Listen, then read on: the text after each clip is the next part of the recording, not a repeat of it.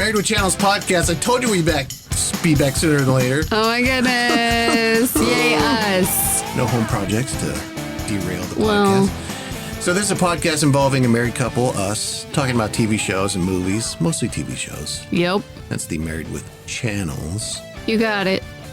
This week, we'll talk about some new Arnold Schwarzenegger stuff. And we begin... Oh, there's some other shows that we tried that... Well, we tried it. Yeah. But what? Yeah. And now we begin with a Seth Rogen, Rose Byrne show on Apple TV Plus called Platonic. Yeah. Which is... the gist is they're middle-aged people. One is a brewer. He's just getting divorced. No kids. He reconnects with she reconnects, I should say, an old friend from college. Mm-hmm. Who's a mother of three, and she's a stay-at-home mom, a former lawyer. Her husband's a successful lawyer. Mm-hmm. And they reconnect, and they kind of hang out and bounce stuff off of each other. Platonic. Yep. There's no sex or kissing. They're friends. Yep. Men and women can be friends. Yep. Without sex. Usually, sometimes, yeah. Well, yeah. Yeah. Yeah. Yeah, I wonder if they're going to Sometimes. have any kind of, at some point, will they, won't they? I hope not. But Seth Rogen, Rose That's been Byrne. done before. And when the show started, I was like, oh, they played a married couple in Neighbors Yeah. a few years ago. Yeah. I like her. She's one of my faves. Yeah, she's good. Yeah. She's really good. I liked her in lots of stuff, Oh, yeah. you know. She's I liked her Neighbors, Bridesmaids. Spy. Yeah. All of it. She was in another show that we've not checked out that I heard good things about called Damages. Sure. Glenn Close was in that show. It's a law firm thing, but Physical. what do you mean? Oh, the show Physical, yes. Yeah, the show Physical. Which just got canceled. Oh, man. They got a third season, that's it though. Oh, why you gotta tell me these things? Oh, speaking of canceling, Perry Mason got canceled. Yeah, I know. Sad. Bummer, dude. Yeah. But Rose Byrne is Darn good. Yeah, I like her in lots of stuff. And this is interesting because it's the first role, I think, where we're hearing her actual, like, Australian accent. Yeah. But she doesn't have, like, a real thick Australian accent, right? Right. Like, it kind of goes in and out. Yeah. And I want to say that's her normal accent, but as good of an actress as she is, she could be playing an expatriate Australian living in America who's just over time kind of lost some of her Aussie. Yeah, I wasn't sure what was going on there because sometimes you'd hear little glimpses of it and sometimes not. And I'm like, whoa, what's going on here? I don't know. What? Because usually she's good at the American accent, you know, and there's no slip ups there. No. So, but I don't know. I mean, maybe she's just talking like normal. Maybe she's like, I don't want to do that for this one. And this is how I talk. Take it or leave it. I'll do my normal voice. That's that kind of right. sounds Australian, but also kind of sounds American. That's right. But Platonic, it's a comedy. It's not really, there's no real drama there. I mean, there's some life drama there, but they kind of couch it with comedy. How about that? Yeah, and they're about a half hour long, these episodes. And to me, Platonic is it's a good show. I like it. It's not anything I think that's life-changing or it's not going to change TV in any way. Yeah. It feels like a show that, like, Seth Rogen ran into Rose Byrne in a party. He's like, we should do another thing. Yeah, totally. Oh, how about we just be friends? Yeah, totally. And they go to whatever executives and they're like, okay. Yeah. Here's $150,000 an episode. Right. That's what it feels like. Yeah, and I feel like it should be better, you know? Agreed. It's fine. It's okay. It's funny. I mean, but it's kind of the same stuff that he kind of always does, I guess. I don't know. But maybe there's some truth to their art. I mean, he doesn't have any kids, and I don't know if she does in real life, but yes. Yeah, and maybe it is like a total, like, yeah, men and women can totally be friends. We are proof of that. So let's make a show about it. Yeah. And, you can do your funny shtick too, you know? She's married and I think has kids with Bobby Cannavale. Oh, yeah. Okay. Yeah. But it very much feels like a show that got made because nobody had like this passion project. Right. It was just like, what do you want to do now? Yeah. Yeah. Yeah. Yeah. And like you said, it feels like there should be more there. Yeah. But it's fine. It's kind of like a nothing's on. Oh, watch Platonic. It's funny because like her character, the whole time I'm sitting there as a mom and as a parent, I'm like, don't be going out taking all these shots and drugs and like, oh, you're going to pay for that. Like they're not showing any of the unglamorous parts of like going out and partying with your friend from college. I know. Her husband is so patient and understanding. Yeah. And I mean, we all should be like that, I guess. But yeah. in reality, I don't know if that's really how it goes. I don't know. But, you know, there are some times where he's kind of not the best either. Her husband, like, trying to, like, push her back into the workforce, like, gently. It's like, just let her figure that out, you know? Like, I know you mean well, but you're kind of a... The one scene that stood out for me as it relates to us is the one bathroom issue. Oh my gosh, I think yes. it was episode 2, it starts with, because they got like 5 people in that house. So each of them, when they go in there, they have a timer. Yes. And one kid's playing his video games. A secret iPad that he has hidden in the cupboard with the toilet paper is great. Yes. He uses his time for that. I was like, oh boy, that rings close to Oh home. my gosh, yes. One bathroom. Yeah. But here's a clip from Platonic, and it's kind of this is like a good reality clip of like how I think relationships go. Because in one moment they are pissed off at each other and like kind of fine, fuck you. And then later, just out of the blue, like some silly text. Bye, fuck you. Yeah, fuck you. Oh, hello, sir.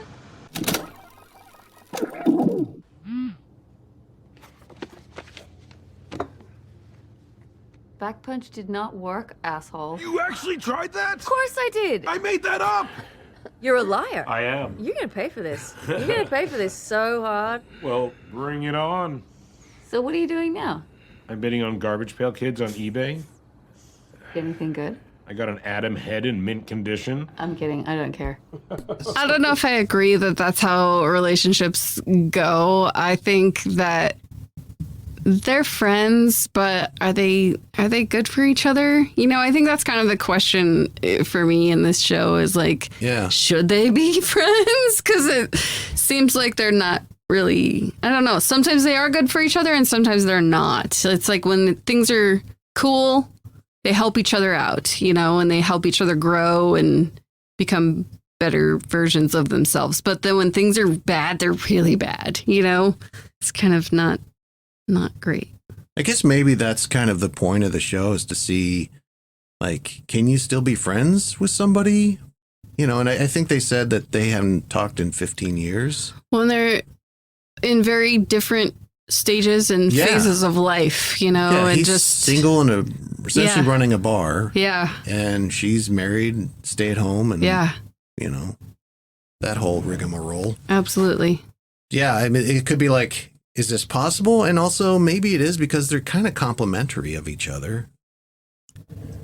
And, you know, I think she's looking to get a glimpse of her former self a little bit. Like, I love the scene where she eats the speech. Oh, yeah. That's so great. I mean, she's wasted and has the courage to do that. But it was like, yeah, you know, this asshole can't even remember my name. Like, he's met me so many times. And as the wife of someone who, like, would go to public events and meet people like that multiple times and have your name, like, never remembered, it's like, seriously, I've been around here for like 15 years. Like, I know. At least say, if you're the one forgetting the name, at least say, oh my God, I'm so sorry I forgot your name. Right? Like, you know? Or ask your assistant ahead of time if it's a problem for you. I don't know. Like, ask anyone else at that party. Yeah. There's some good moments in the show, but overall, Platonic it's just fine. Yeah. It's all right. It's all right. Yeah. It is what it is. But, Moving on to Arnold Schwarzenegger's got the show on Netflix there. Fubar is the show.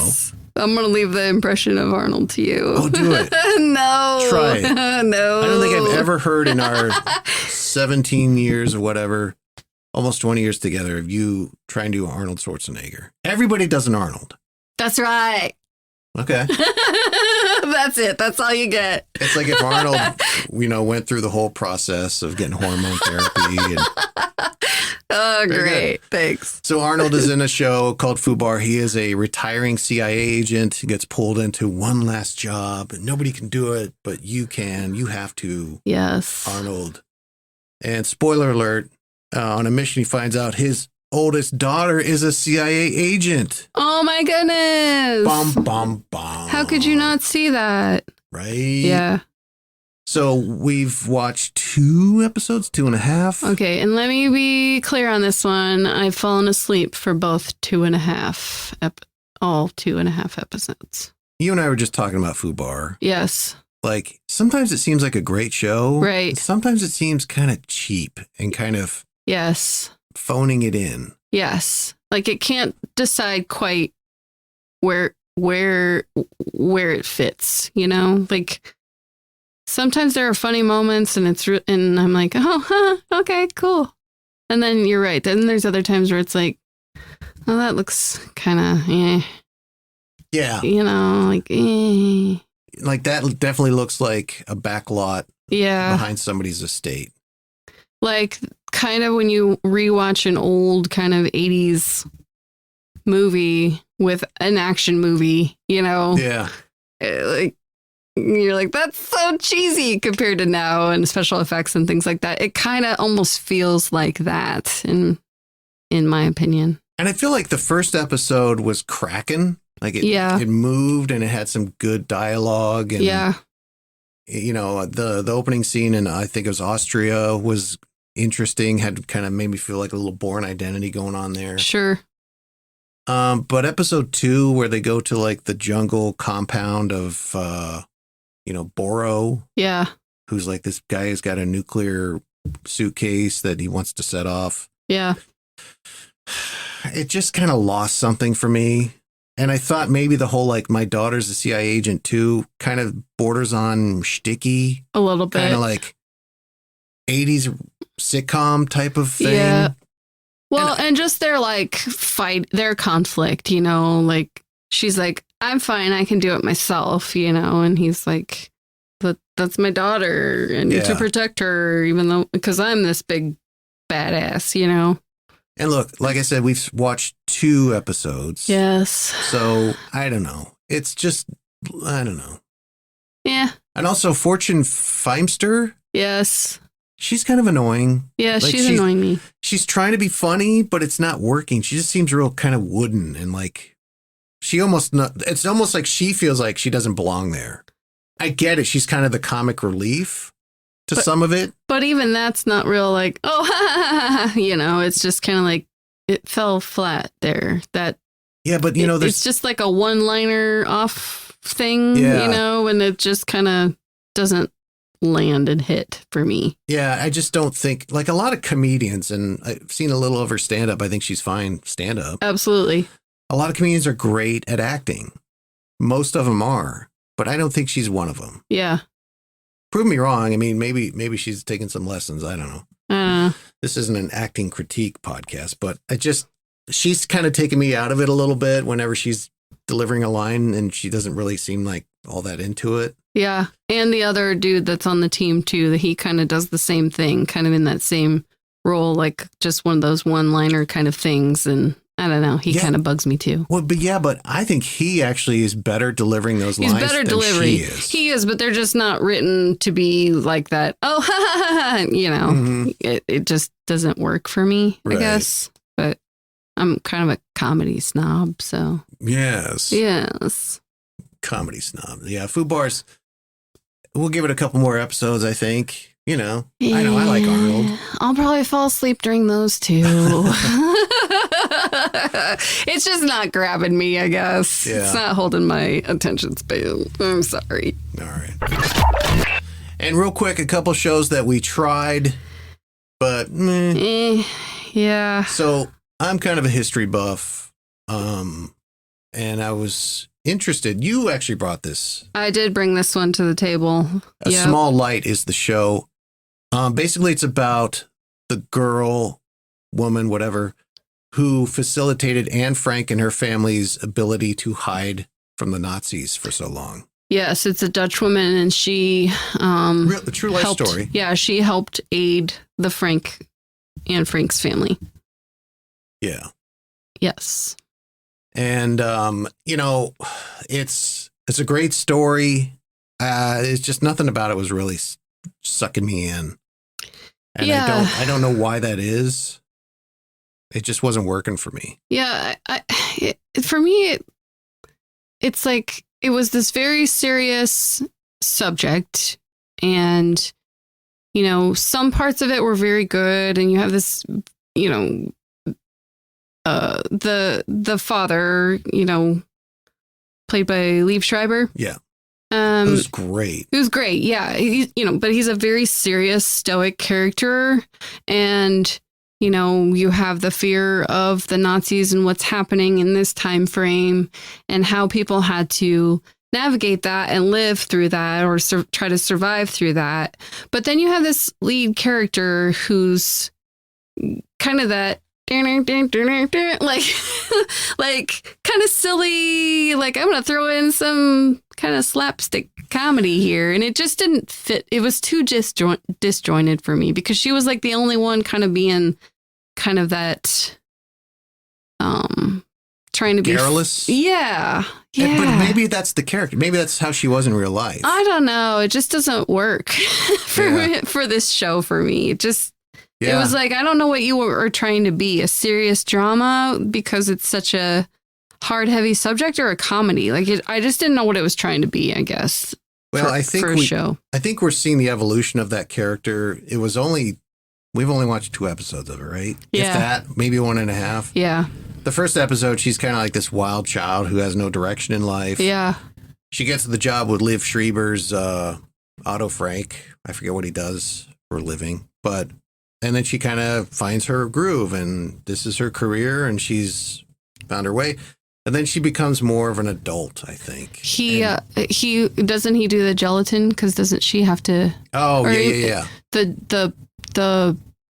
The pectin preserves or whatever for the jams. Yeah. Like, she has to make all these jams and stuff. And yeah. But it's. I think if you'd probably see an evolution of that character with Meep, which is her name, but I don't know. To me, you got a couple episodes to get me interested, and I just lost interest. Yeah. It's just not something I want to spend my time with. Yeah. It's a fascinating story. It is. And I wish it just maybe did it a little bit more like serious drama, I guess. I think I would have probably liked that better if it were a serious drama period piece about this story, It's probably a really good nonfiction book. Sure. The story. But, absolutely. Yeah. Another show that we tried, White House Plumbers on HBO. Yep. Which is kind of a telling of how these guys, the White House plumbers, who broke into Watergate, the famous Nixon scandal in the early 70s. Yeah. G. Gordon Liddy and I forget the other guy's name. E. Howard Hunt. E. Howard Hunt. Thank you. You're welcome. He is. But it's kind of a comedy showcasing those two's relationship and how they were a part of the White House plumbers. Now, the first episode started kind of slow. Mm-hmm. And I don't know if I got real interested in it, but I found like towards the end of the first episode, I got more interested. And I'm interested in it. I'm just not like in love with it. You know what I mean? I think it's funny to hear Justin Theroux do his G. Gordon Liddy. Like here he is when he had them over for dinner. Oh my gosh, this was ridiculousness. It's so I listened to G. Gordon Liddy on DC radio back in the day. Mm-hmm. And it just, I never knew back then how much in love he was with the German war machine. Mm-hmm. Because I remember listening, he'd mentioned the Luftwaffe, or Messerschmitts, Really? The guy was obsessed with, like, the Nazi war machine. Weird. Yeah. Why? So anyway, Howard Hunt and his wife come over to G. Gordon Liddy and his wife's house for dinner, and he puts on some fabulous dinner music. I hope you all brought your appetites tonight, because Frenny makes a mean roast. I love Es it. wird stets nur ein Teil eines Volkes Is that Hitler? aus wirklich aktiven Kämpfern bestehen. Und ihnen wird mehr gefordert Frenny, do you want to go als check von the den potatoes? Millionen der übrigen I set a timer. I'll hear it Für go. sie genügt nicht Intelligence. die bloße Ablehnung Gordon, you don't happen to have any des jazz, do you? Dauer. You don't have to have any jazz, do you? So that's pretty funny. I wonder if that's true. I don't know. That was like the point where I was like, okay, I don't think this show is for me. It's so weird. And I just don't get it. It kind of has that silly vibe to it. It's filmed in like this ultra chromatic color type of feel, you know, like all the colors are heightened and it has a vibrancy about it that I dig. I'll probably You are attracted to weird sometimes. And, yeah. you know, some of these weird, quirky shows. And I'm like, nope, I'm out. I don't think so. I mean, I might be watching this on my own now and then, Yep, but I'm sure. That being said, it's not like at the top of my list, even, you know. I think I would stick it out because I am interested in the story, like how this went down, how this happened. I don't know if I know enough about factually, historically what happened, but I don't know. It's just a little out there. That scene kind of solidified it for me. I was like, what is happening? But if you haven't, but like I said, I've heard G. Gordon Liddy before on his radio show. Yes. In D.C. Yes. And I think he was syndicated at the time. He's since passed, but Sure. he would mention a couple times, and I don't know the context, you know, the Messerschmitt and the Luftwaffe, you know. And, yeah. So White House Plumbers, we'll pass, but maybe Daddy will check it out. You go right ahead. I'll fall asleep on the couch to that one, too. Well, that's going to do it.